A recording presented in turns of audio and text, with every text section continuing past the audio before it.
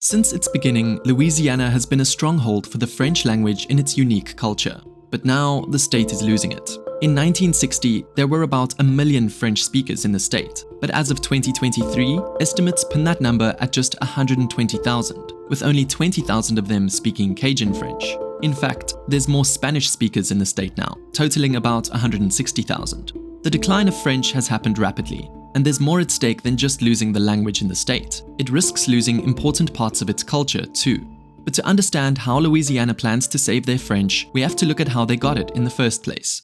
Louisiana, or at least the area that now makes it up, was part of what France colonized way back in the 1600s as New France. The French originally claimed Louisiana in 1682 as a French colony, even naming the land after King Louis XIV. The French continued to colonize Louisiana until 1803, when the United States purchased Louisiana as part of the Louisiana Purchase. But even when the United States took over the territory, French culture and language still lived on in Louisiana. But over the years, the French spoken in Louisiana evolved and took its own unique form. This happened because of the diverse groups that came to Louisiana over the decades. It started with colonial French settlers, but immigrants from a lot of other places, including other French colonies like Haiti and Canada, made tweaks to the language. Even interactions and trade deals with local Native American tribes changed the language as communication between French people and the tribes added new vocabulary to the language. Now there are dialects of French in Louisiana that have both Native American and French words. But one of the largest influences was a group known as the Acadians, who were initially from rural France. In 1604, they headed over to Acadie, which would become Nova Scotia, and settled there as farmers and fishermen. They lived there for more than a century, but then in 1713, Great Britain took over Acadia. The French people living there began to run into problems with the British government because they wouldn't swear allegiance to the British monarchy. So in the mid-1700s, Great Britain began to forcibly remove the Acadians, dropping them in France, the Caribbean, Britain, and British colonies. But most of the Acadians weren't happy with where they ended up, so some of them found their way to rural Louisiana and settled there. And by 1800, thousands had arrived. They evolved into a group that would become known as Cajuns, and they heavily influenced the French language in Louisiana.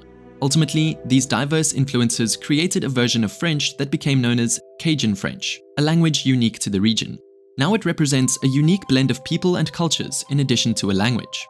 Even today, Louisiana is known for its Cajun French influence. The music in Louisiana is influenced by the language, and famous events like Mardi Gras are heavily influenced by the state's French background. Mardi Gras in New Orleans is known around the world, and it's actually a French name that translates to Fat Tuesday. It's a major celebration the day before Lent, a Catholic tradition of fasting in February. The tradition actually started in France, but it's become known as a New Orleans event and a massive part of Louisiana's culture. But just because we still see French influence in the culture and traditions of Louisiana, it doesn't mean it isn't disappearing from the state. In fact, after the United States acquired Louisiana, it eventually tried to get rid of the heavy French influence in order to Americanize the state. Around the late 1800s, people in Louisiana who spoke French began to face discrimination because it was often linked with poverty, not being educated, and lower social classes. Eventually, the stigma led to changes in the actual laws of Louisiana. For a long time, the government was inclusive of both English and French speaking and cultures. In 1845, the Constitution of Louisiana allowed legislators to speak in governmental meetings in either English or French. Also, all laws were written in both English and French in the mid-1800s, but the Constitution changed in 1864 that adjusted the policies to state that laws no longer had to be written in both languages. Still, non-English speakers were allowed to hold office, and the Constitution was published in 3 languages: English, French, and German. But in 1868, following the Civil War that rocked the country, the state constitution changed again. This time it said that all legal processes would be issued only in English, but the constitution switched back somewhat in 1879, when it was added that some processes and laws would be in French in certain areas where it was the more dominant language. Even primary and secondary education was allowed to happen in French. The laws kept flip-flopping, but finally in 1921, the state government made long-lasting changes to the constitution, trying to do away with French for good. They banned the teaching of French in all public schools. If you're part of the large population that only spoke French, that's too bad. They wanted to transition to the universal American language of English. And these Louisianans weren't viewed as American enough because they couldn't speak it. Naturally, a lot of French speakers resisted the new law, seeing it as a foreign intrusion. and many instead decided to send their children to private French Catholic schools, where classes were led entirely in French. The government wasn't happy about this loophole though, so eventually it required all schools, both public and private, to teach in English only. One of the methods they used to ensure this was hiring new teachers who couldn't speak French at all. Even after French was banned in all schools, a lot of French speakers still tried to resist. But eventually, these students started facing corporal punishment for speaking French at school, as well as the possibility of expelling them altogether if they continued to speak it. This made French speaking even more discriminated against. People who spoke Cajun French in Louisiana were viewed as uncivilized. So it started to die off as people realized it was hurting their children to not speak English. Throughout the 1900s, teaching French in school and even at home became more and more uncommon. World War II also had a surprisingly large impact on Cajun French. During the war, many young Louisiana Frenchmen headed off to war to fight for their country, but they ran into a problem. Some of them couldn't communicate with their fellow American soldiers who only spoke English. So many of the men had to learn English to serve in the military. War efforts like volunteering and propaganda also pushed American sentiments and the American way of life to unite the country, which inevitably meant embracing English. This emphasis on the American identity had a huge impact on Cajun children. Census data showed that the use of Cajun French as a first language dropped 17% for Cajuns born during the US's involvement in World War II, the single largest decrease since the beginning of the 20th century. It only took a couple decades after the war that Louisiana realized they didn't want to lose such a big part of its history and culture, with many of the few people who still speak it growing old, so they started taking big steps to preserve the language. Even though World War II caused Louisianans to have less use for French, they did serve the country in useful ways, because of their ability to speak the language. Most English-speaking soldiers had a difficult time communicating with French-speaking allies, so speaking French became a vital asset for the United States military. Louisiana French speakers were able to communicate with French-speaking Europeans, decipher messages, and translate documents. Suddenly, what had been viewed as a sign of a lack of education in the United States was being used to help the war effort. So in post-World War America, the tide began to shift for the French speakers in Louisiana. Discrimination began to fade, and things began to change. In 1968, the Louisiana State Legislature created the Council for the Development of French in Louisiana. It was an organization that aimed to preserve and develop Louisiana's French language, culture, and heritage. This council was designed to reverse a lot of the practices that had suppressed French throughout the 1900s. Instead of restricting the use of French in education, the state created French immersion programs. It also promoted French businesses and tourism, which serves as a big part of the culture that draws visitors to the state.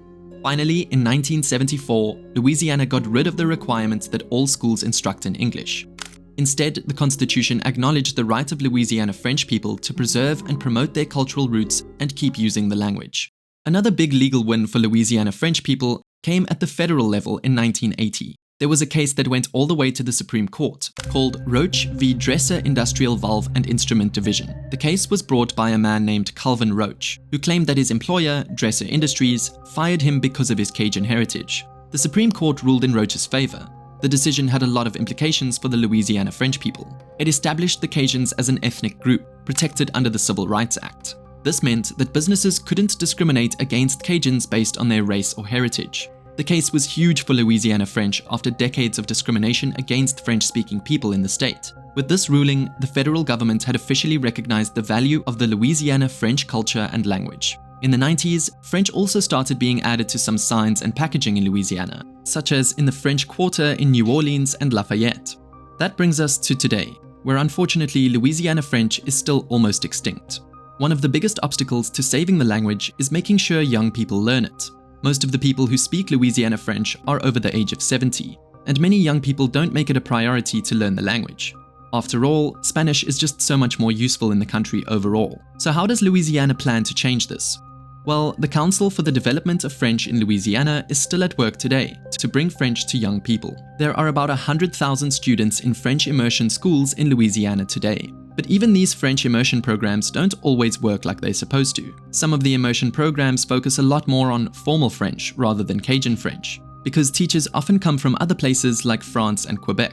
When teachers try to incorporate more native Louisiana French into the classroom, it can be difficult to capture all of the different nuances. There are a lot of different dialects within Louisiana French, from Creole languages that originated in the Caribbean to dialects spoken by Native American tribes. So when students learn French in the classroom, a lot of students end up being exposed to French, but not necessarily to all the dialects native to the state. The state is trying to change some immersion programs to be more geared towards the population it serves, like the unique combination between Native American and French dialects that has developed over the centuries. But even with these immersion programs, a lot of students in them don't have reasons to speak French outside of school, since most of Louisiana, like the rest of the United States, now relies on English. So many students don't practice it outside of the classroom, which makes it difficult for them to stick with the French they learned and keep it active, especially after they finish school. But some of the programs have paid off, and the immersion schools are helping to perpetuate using French more in daily life and culture in Louisiana. In Lafayette, a Louisiana French stronghold, bands that sing entirely in French perform locally and globally. Many of the musicians learned French in local schools and are now bringing their language skills out into the world. So the immersion programs have helped prolong the French influence in culture in Louisiana, and a big part of the culture the state is known for is its unique music. Plenty of the effort to bring back Cajun French has been less at the governmental level and more at the family, community, and individual level. Since French is such a big part of many people's heritage and roots in Louisiana, the awareness brought to the dying out of Louisiana French has encouraged new generations to put in extra effort to bring it back. So learning Louisiana French has let many people in Louisiana reconnect with their ancestry and sense of identity. Learning the language also gives people the chance to connect with older generations, so it unifies communities with French speakers. So with this desire to learn, have many people actually managed to learn the language? Well, it turns out that oftentimes desire is not enough to save the language. It's not easy to really learn a language. It takes thousands of hours. So those who wish to learn the language face a lot more difficulty than those who began learning it essentially from birth. Ideally, grandparents who speak Louisiana French would start speaking it around and to their grandchildren because young children pick up on languages much more easily. The problem is that this is still rare, even with the push for resurgence of the language. The French-speaking people in Louisiana communities have tried to fix that somewhat. And their method is simple. The remaining French speakers in some communities will try to meet and just speak French in public. They'll meet at a coffee shop or another public place and converse with each other in French. This might seem like a really small act, but it's their way of normalizing hearing French in their neighborhoods and towns again. It's meant to have a similar effect to what singing solely in French does in the community. It's meant to inspire others to pick up the language and become passionate about preserving it for generations to come. And in some ways, just hearing French spoken more often has helped the language start to make a comeback. The young people who do speak Louisiana French are a big part of driving the language forward into the next generation. Louisiana French has hit the media through media groups like Télé Louisiane, which is a project meant to push forward French language activism in Louisiana. It was pulled together by community groups and state legislators who want to see the language continue. It hosts media projects like podcasts and videos dedicated to the language and the Louisiana French-speaking community. Shows and media like these have helped bring awareness to the cause, and they especially allow younger people who tend to interact with newer forms of media to learn about and connect with Louisiana's French roots and language. A lot of tourist organizations have been vital in convincing the government and communities to make efforts to bring Louisiana French back. It tends to be a good selling point for tourism because it offers something unique that people can't find anywhere else in the world. It also gives the state a more international appeal, attracting a bigger tourism base. With more emphasis on French in the state, people from French-speaking nations are often interested in coming to and touring Louisiana. So saving the language has become not only a push to save the culture and roots of a people group, but also a lucrative economic venture that welcomes more people from different areas of the world to enjoy Louisiana. But there are plenty of other dynamics at play that threaten the French language in Louisiana. One of the unexpected challenges has been changes in the environment of the state. A lot of Louisiana is being affected by the rising sea levels and subsequent floodings too, with many parts of it having already sunk. The highest risk areas are in the south near the coast, which of course is where a lot of the French speakers are. So as many are forced to eventually move, the already small community will become split up into even smaller groups. We've already seen this happen when the Ile de Jean-Charles, which used to have thousands of people living on its 22,000 acres of land, but today is sitting at just 320, having lost almost 99% of its land due to saltwater intrusion and subsidence. The residents of Ile de Jean-Charles are considered to be the first community displaced by climate change in the US, with most having left in 2022. There's also the reality that while French may survive in pockets, the actual Cajun French itself is even more endangered, with only 16% of French speakers having the dialect. So while French is now taught in schools, the local dialect is still at risk of extinction, as children are no longer taught it. So even with all these efforts to save the language, is Louisiana French destined to die, or will it overcome its many barriers and continue for more generations? Well, there's reason to be optimistic that it will remain, at least in some capacity. Now that there are dictionaries documenting the language in written form, and media projects that use Louisiana French as their primary languages, it is being preserved in various media forms. The movement has also spread among young people in Louisiana who have embraced Louisiana French as a part of their heritage. The concept of taking pride in the language and culture around it has made it more popular. It's unclear what role Louisiana French will play in a country that dominantly speaks English and how often it'll be used in day-to-day life. Even so, there's reasons to be optimistic that the language will remain active, at least for the time being. Thank you for watching.